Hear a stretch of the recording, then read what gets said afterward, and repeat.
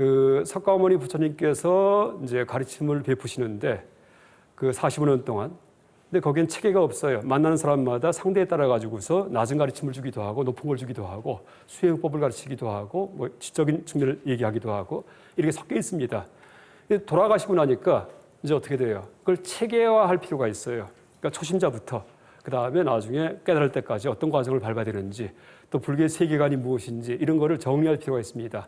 그래서 이 초기 불전의 가르침의 근거에서 전체 불처님의 가르침의 내용을 체계적으로 정리한 것이 바로 아비달마 불교입니다. 그러니까 달마가 가르침이에요. 달마입니다. 법입니다. 법, 가르침. 아비가 뭐냐면 모모에 대해서라는 뜻입니다. 그래서 아비달마를 한자로 번역을 할 때 대법이라고 번역하기도 합니다. 그러니까 부처님의 근본 가르침에 대해서 체계적으로 정리한 불교, 이게 아비달마입니다. 참 꼭 필요한 불교죠. 꼭 필요하죠. 그런데 문제가 뭐냐 하면은 그렇게 정리하는데 한 가지 정리 방식만 있으면 좋은데 그 정리한 사람에 따라서 달라져요. 조금씩. 대개는 비슷한데 의견에 이제 어떤 차이가 생깁니다. 그러다 보니까 내게 옳다고 주장하니까 상대방은 그게 틀렸다. 내게 옳다 또 주장합니다. 그럼 어떻게 돼요? 대립이 일어나죠.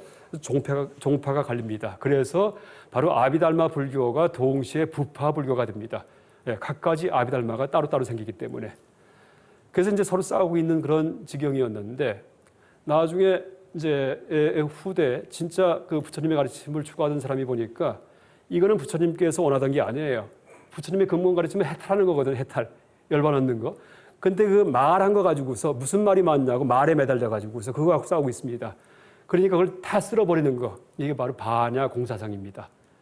그래서 여러분 이제 반야 공사상이 뭐냐면 그러면서 이제 대승이 나오는 거예요.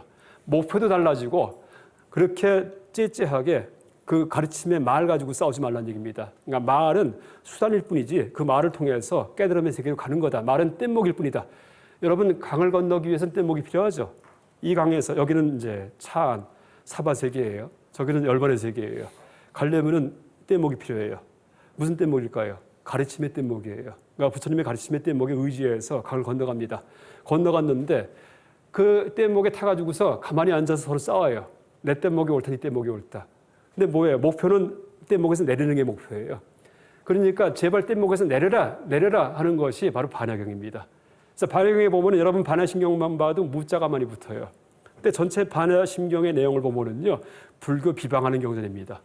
무고심열도, 사성제가 없다. 무십이연기, 십이연기도 없다. 이게 다 사정제 십이연기, 뭐 깨달음도 없다. 무지영무득 이렇게 얘기를 합니다.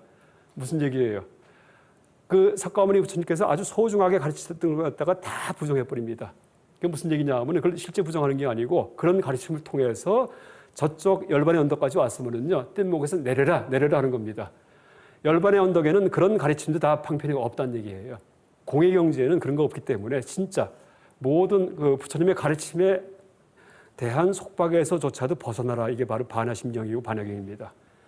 그래서 이제 반야경에 보면은 이제 없을 문자가 많죠. 눈도 무 안이비설시는 무 색성의 미첩법 다 문자만 붙어 있습니다.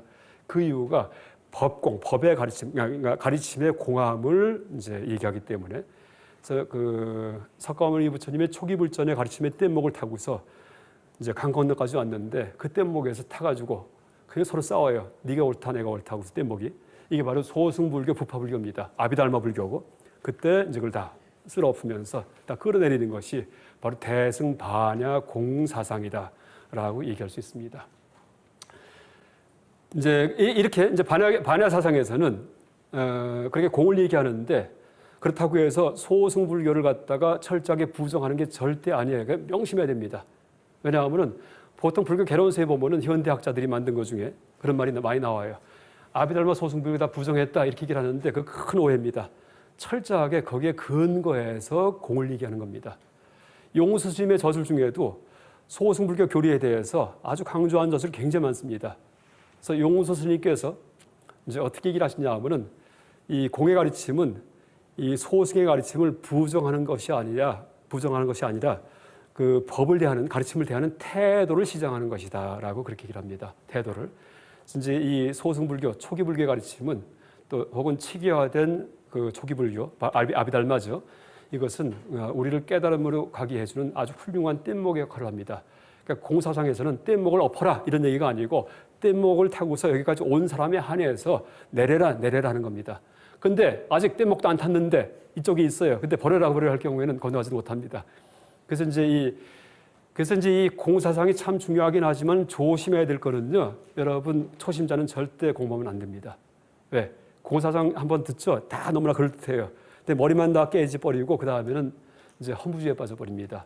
그래서 오히려 불교 수행 열심히 하고 공부 열심히 했는데 폐인이 되기 쉽습니다. 실제 동아시아든지 티베트 불교 초전기에도 초기에 그런 사람이 많았습니다. 동아시아 불교에도 폐인 같은 그런 큰 스님이 많아요. 그 다음에 티베트 불교 초전기에도 이제 공을 오해를 해가지고 반야경이 먼저 들어옵니다. 오해해가지고서 그 폐인이 됩니다. 그런 스님들을 티베트에서 어떻게 부르냐 하면 크레이지 라마라 부릅니다. 티베트 불교가 라마 불교죠. 라마가 스승이라는 뜻이에요. 근데 미친 라마들 이렇게 부릅니다. 그래서 여러분 이제 제가 공사상 중간학 공부하지만은 여러분 조심하셔야 됩니다. 너무나 그럴듯하기 때문에 여기에 매달리면은요 그 다음부터 가치 판단 상실 상태 빠져버립니다. 선도 악도 없고 하늘 땅이 뒤집히고 뭘 할지 모르겠어 아노미 상태 빠집니다. 그래서 이제 명심할 것은 철저하게 세속에서 생활할 때는 철저하게 분별을 해야지 돼요. 내 양심껏 아주 상식적으로. 그 다음에 그 분별에 대한 이제 그런 고정관념만 씻어주는 것이 공사상이지. 이제 공사상이 전부가 아니다라는 사실을 명심하셔야 됩니다. 명심. 그러니까 나중에 또 다시 제가 중론의 가르침을 통해서 다시 한번 이제 그런 경계하는 가르침을 이제 제가 또 예로 보여드리겠습니다.